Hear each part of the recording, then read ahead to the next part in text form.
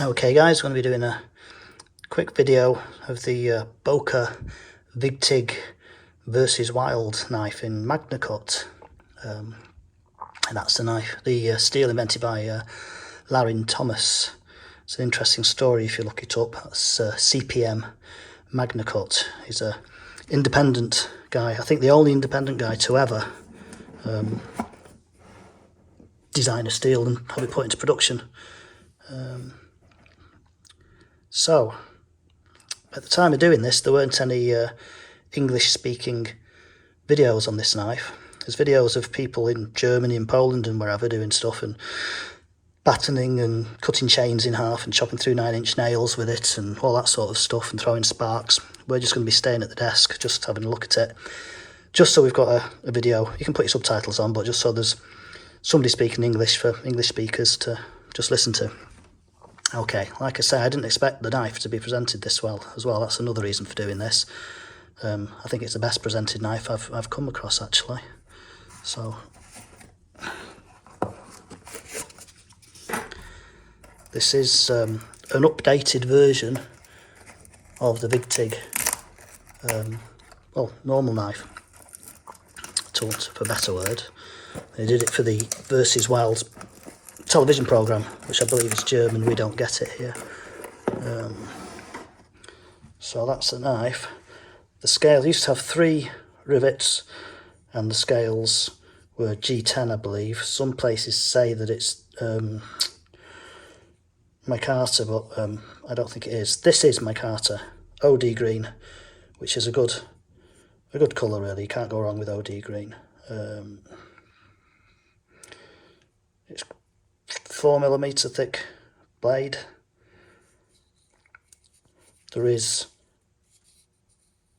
a compartment inside there, hence you can see these can be turned out, unscrewed, and you can fit, I don't know, a bit of fishing line or something in there and a couple of hooks. It's not big, but it's just there if you want it.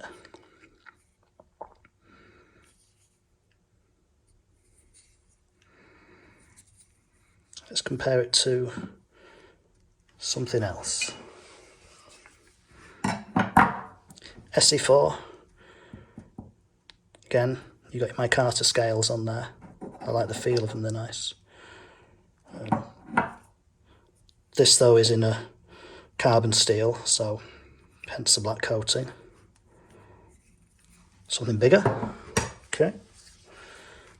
Now it's out of its league. Yep, that's the big boy. That's the SE6. Again, micarta scales. I like the grey, it looks very, I don't know, Germanic or something, though this is an American make. What else have we got to compare it to? Cast from Forest 10, number 10. That's got the same kind of Scandi grind on it. You should note, this is pretty much a true Scandi grind. There doesn't seem to be a micro bevel. There's a slight something, but I think that's just where it's been stropped, and this is ridiculously sharp. It is silly sharp. I have already had it out of the box actually, but it was such a nice package. I put it all back together so I could video it for you. These are nice knives actually, especially for the money. Though they have gone up. They must have gone up about, what, in the last couple of years, 25%. They used to be, what, 90 quid, and they're about 125 now, something like that. So that's more than 25%, but it depends where you shop. But they have got, everything's gone up. Everything in the world's gone up by 25%, even bricks and mortar. Right, what's that? Oh, A. Wright and Son. This is your typical bushcraft knife. Thick spine.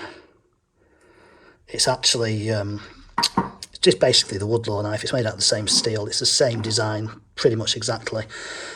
It looks a bit different because of the elk handle that I had on it. But with the wood handle, it's identical near enough to the Woodlaw knife. I believe the story goes when they stopped making it, I'm not sure if the gentleman died or retired, these guys decided to make their version of it, and like I say, it's practically identical. And now I suppose they're remaking it again now, and they call it the, what's his name knife? Ray Mears knife. Gosh, sorry Ray. But one thing I'll note about this, these were Sheffield cutletier people, they still hand make them and hand grind them. And can you see it's shiny there and it's shiny there? Let me see, just there and just there, because, and people have complained about finding these hard to sharpen, it's actually like a concave grind on it. It's actually done on a wheel rather than a belt or anything. So there's that.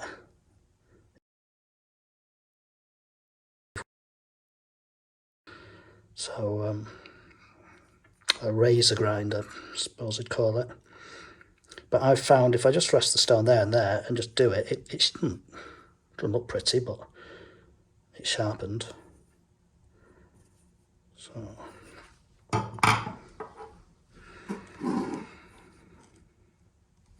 now, the thing with these knives, they got a great guarantee. You know, stick it in the ground, shoot it with a rifle, it breaks, they'll give you a new one. You say, hey, I shot it with a rifle and it broke. And they say, okay, have another one. But that's no good if you're out in the middle of nowhere. You often don't get a sheath with these. It brings the price down, but then you've got to come buy a sheath. I suppose you might want a leather one, you might want a Kydex one, who knows, but anyway. Well, this little fella, even got finger holes. Comes with the Kydex sheath. And a belt clip that you can put however you fancy.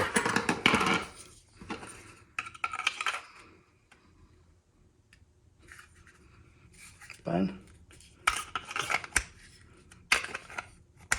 Yeah. Drainage hole. That does the job, doesn't it? So, yep. So this was redesigned and made for the Vs Wild TV show, survival show in Germany. There you go.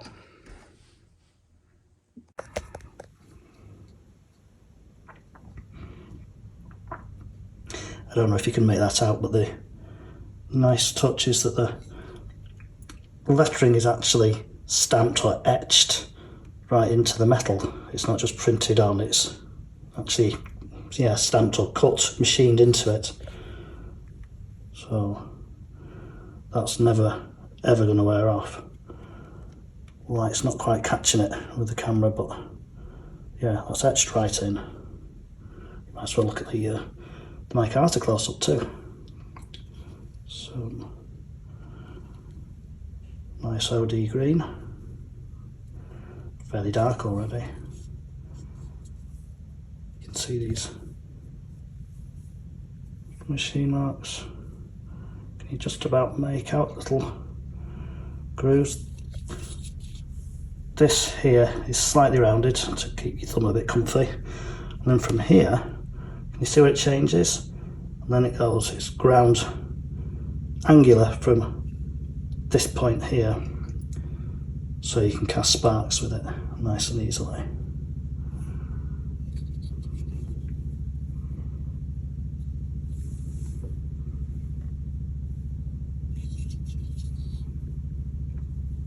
.4mm, I believe, thick steel, Magnacut. There's a hollow in here that you can keep the odd little bit and piece in. I'm not going to show that, other people have done that already.